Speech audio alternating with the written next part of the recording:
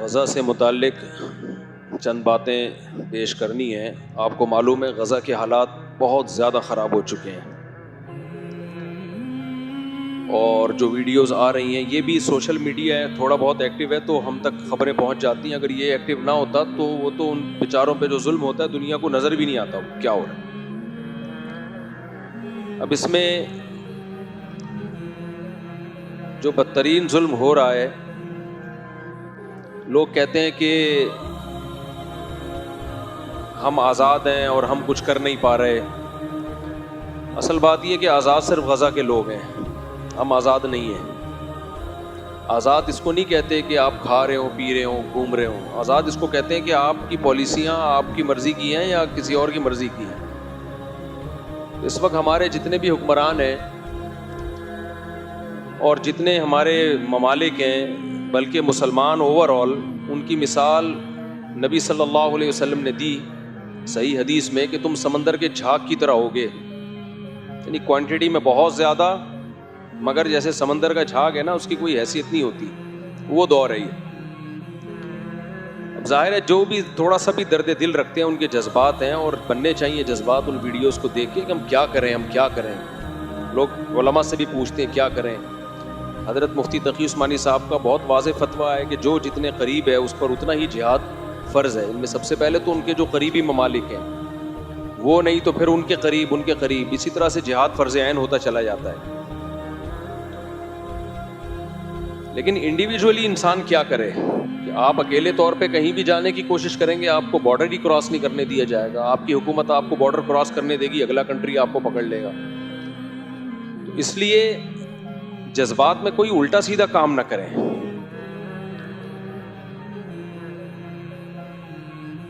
لوگوں میں غیرت ہے، ایک جذبہ ہے جس کی وجہ سے وہ بائیکاٹ کر رہے ہیں. اچھی بات ہے، غیرت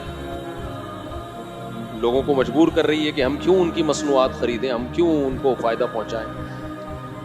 لیکن توڑ پھوڑ کا عمل نہ کریں. اس سے کوئی، اسرائیل کو کوئی نقصان نہیں ہے اس توڑ پھوڑ سے. اس سے آپ کی اپنی املاک تباہ ہو رہی ہیں، اور آپ کے جو لوکل اس میں کام کر رہے ہیں ان بیچاروں کا بیڑا غرق ہو رہا ہے. یہ نہیں کہ ہم کچھ کر نہیں سکتے تو غلط کرنا شروع کر دیں. اب ایک آپ کو یاد ہوگا ماضی قریب میں یہ جو ہوتے ہیں نا، یہ ڈمپر، ان سے کچھ ایکسیڈنٹ ہوئے اور ان کی غلطی سے ہوئے، لوگوں نے پکڑ کے مارا کوٹا. اب اپنی یہ غصہ لوگوں نے ہر ڈمپر والے پہ نکالنا شروع کر دیا ہے.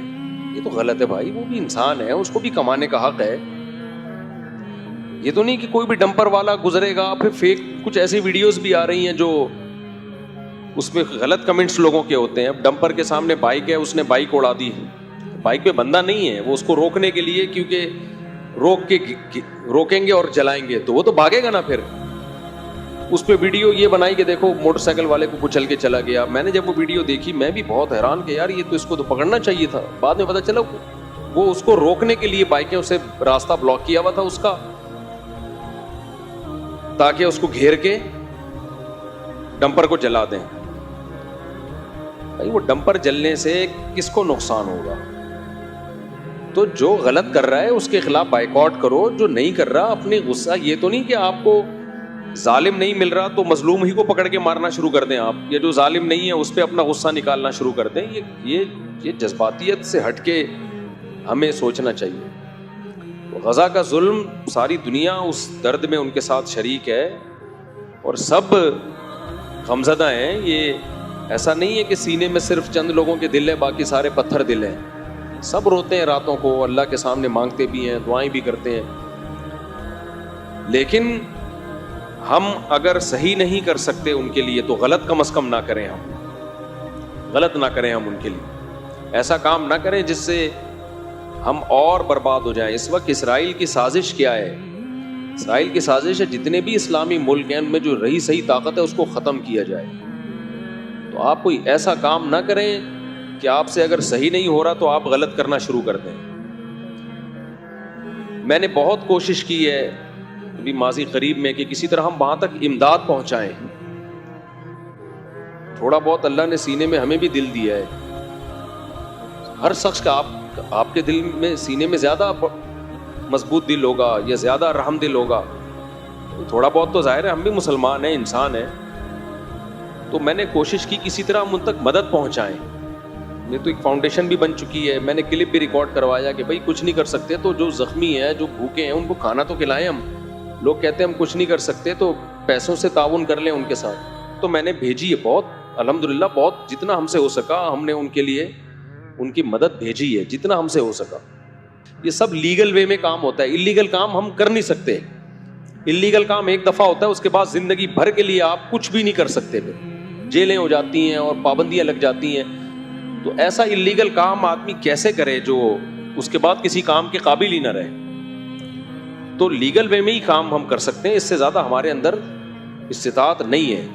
باقی دکھ میرے بھائی سب کو ہے, ہمیں بھی ہے, آپ کو بھی ہے, اور ہونا چاہیے ہی. ہم ایمان کا آخری حصہ ہے کہ انسان کو دل میں تکلیف تو ہو. اور ایک بات, ان نا امیدی کی باتوں میں ایک امید کی بات ہے. دیکھو اتنا سا علاقہ ہے اور کیا کچھ ظلم ان کے اوپر ہو رہا ہے, لیکن وہ ڈٹے ہوئے ہیں. میں نے جو جنگی امور کے ماہرین ہیں ان سے سنا ہے کہ کبھی بھی فضائی بمباری کر کے نہ کسی علاقے پہ قبضہ نہیں کیا جا سکتا. فضائی بمباری کر کے ہمیشہ اس کے لیے زمینی فورس چاہیے ہوتی ہے, جو آرمی چاہیے ہوتی ہے جو زمین پہ جائے. تو جہاں زمین کا معاملہ آتا ہے وہاں ان بدبختوں کو شکست ہوتی ہے. زمینی فورس کا جہاں, کیونکہ جو تیار ہے موت کے لیے اس پہ فتح ممکن نہیں ہے, اس کو نہیں فتح کیا جا سکتا.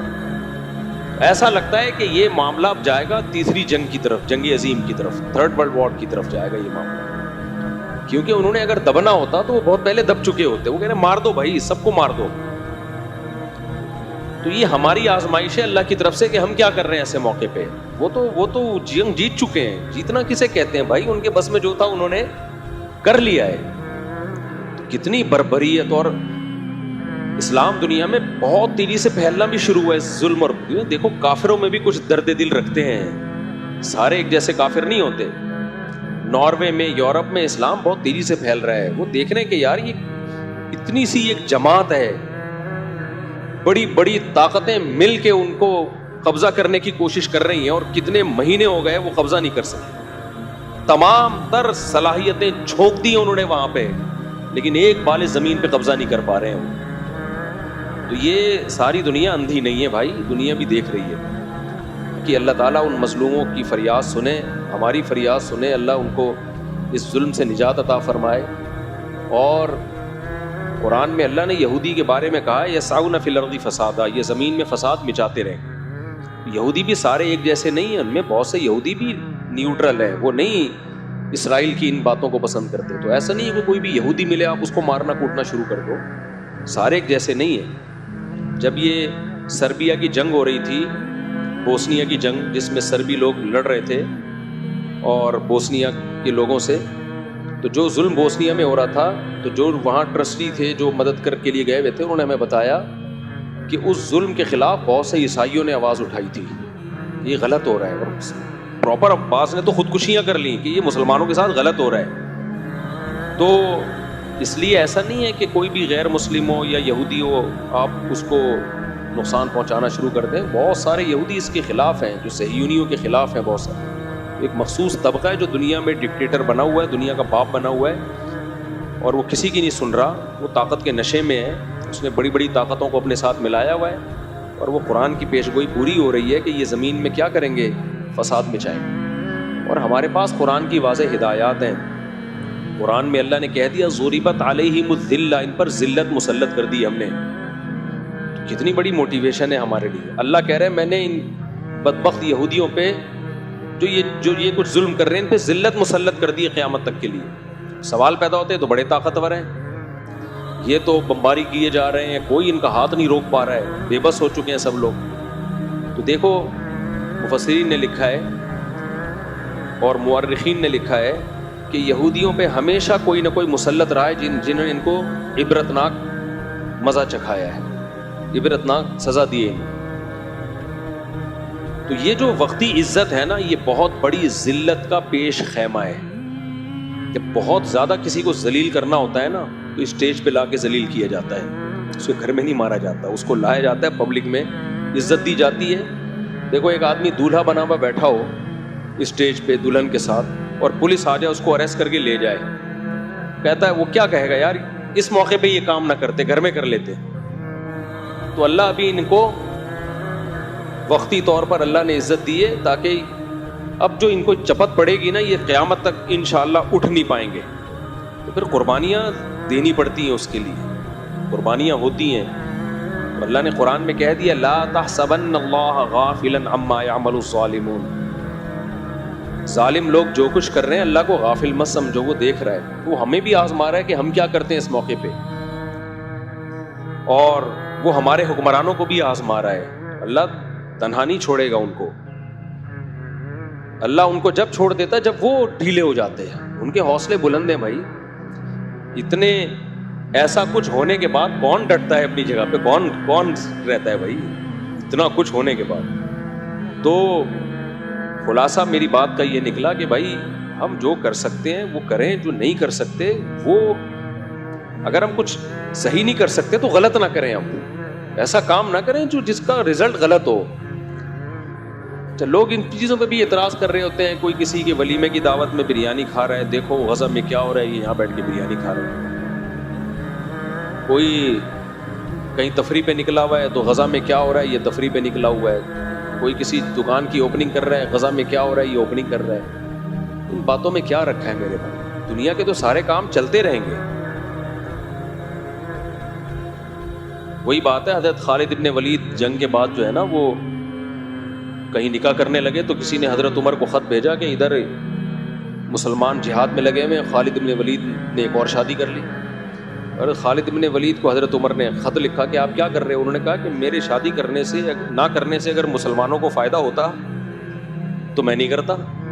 جو میری ڈیوٹی ہے کہا کہ وہ تو میں پوری کر رہا ہوں. تو یہ تو دنیا کے سارے کام چلتے رہیں گے. اگر لوگ کاروبار چھوڑ کے بیٹھ جائیں, کھانا پینا چھوڑ دیں, تو کیا اس سے غزہ کے لوگوں کو فائدہ تھوڑی ہوگا؟ اس سے اور ڈپریشن میں جائیں گے, اور جو ہم کچھ کر سکتے ہیں وہ بھی نہیں کر پائیں گے. تو اس لیے یہ فضول باتیں کر کے ایک دوسرے کو لانتے کرنا, برا بھلا کہنا, یہ کام چھوڑ دینا چاہیے. جب بھی آزمائشیں آتی ہیں نا تو ہم ایک دوسرے کو گالیاں دینا شروع کر دیتے ہیں. برا جو بھی مسلمان ہے نا, جس کے سینے میں بھی درد ہے, وہ اپنی ذمہ داری سمجھ رہا ہے. حضرت مفتی تقی صاحب نے کتنا زبردست, کتنا بہادری کا کام کیا, اور کس طرح بپانگ دہل انہوں نے ایک اسپیچ کی ہے. اس پہ بھی لوگوں کو شرم نہیں آ رہی, اس پہ بھی نیگیٹو کمنٹ چل رہے ہیں. اب یہ مولوی صرف تقریر ہی کر سکتے ہیں. بھائی وہ آرمی کے چیف تھوڑی ہیں کہ بم لے کے پہنچ جائیں وہاں پہ. اور حکمرانوں میں بھی بہت سارے کام دکھا کے نہیں کیے جاتے. پاکستان کو جو کچھ کرنا چاہیے وہ نہیں کر رہا, لیکن اس کا یہ مطلب نہیں ہے کہ آپ یہ سمجھیں کہ کچھ بھی نہیں کر رہے. حکومتیں بہت کچھ اندر اندر کر رہی ہوتی ہیں, وہ بتاتی نہیں ہے, وہ بتا سکتی نہیں ہے, کیونکہ اگر انہوں نے بتایا تو وہ کچھ نہیں کر پائیں گی.